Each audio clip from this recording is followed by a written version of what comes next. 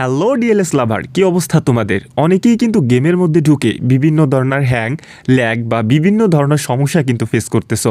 So তোমাদের জন্য কিন্তু আজকের এই ভিডিওটি তৈরি করা হলো, কারণ অনেকেই অভিযোগ করতেছো যে ভাইয়া নতুন আপডেট দেওয়ার পর থেকে আমি গেমে ঢুকতে পারতেছি না, বা আমি গেম খেলতে গেলে বিভিন্ন ধরনের হ্যাং অথবা ল্যাগের দেখা পাচ্ছি।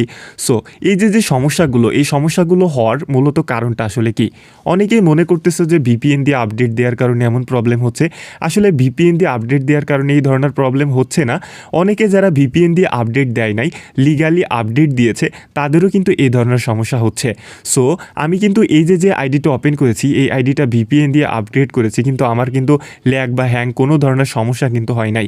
এটা মেন প্রবলেম হচ্ছে যাদের ফোন 4GB রয়েছে, তাদের কিন্তু এই সমস্যাটা বেশি দেখা দিচ্ছে। আর ডিএলএসের নতুন আপডেটটা কিন্তু রিসেন্টলি এসেছে, এবং সবাই একসাথে গেমে ঢোকার কারণে তাদের সার্ভার কিন্তু অনেকটাই ডাউন রয়েছে।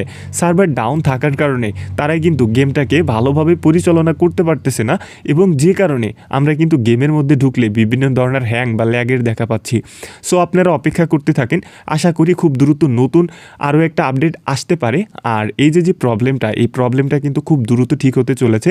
সো আপনারা একটু ধৈর্য ধরে অপেক্ষা করুন। আর যাদের গ্রাফিক্স হাই করা রয়েছে, তারা অবশ্যই সেটিংস অপশনের মধ্যে গিয়ে অ্যাডভান্স সেটিংসের মধ্যে যাবেন। অ্যাডভান্স সেটিংসের মধ্যে যাওয়ার পর এখানে যে গ্রাফিক্স অপশনটা রয়েছে, গ্রাফিক্স অপশনের মধ্যে গিয়ে এখান থেকে আপনারা এই যে গ্রাফিক্সটা হাই রয়েছে, এগুলোকে লো করে দেন। লো করে দেওয়ার পর ওকে বাটনে চাপ দিয়ে ইয়েস বাটনে প্রেস করে দেন।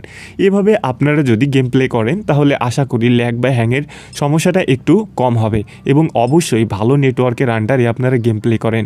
সো ভিডিওটি কেমন লাগছে অবশ্যই কমেন্টে জানাবেন, আর ভিডিওটি ভালো লাগলে একটা লাইক করে দিন।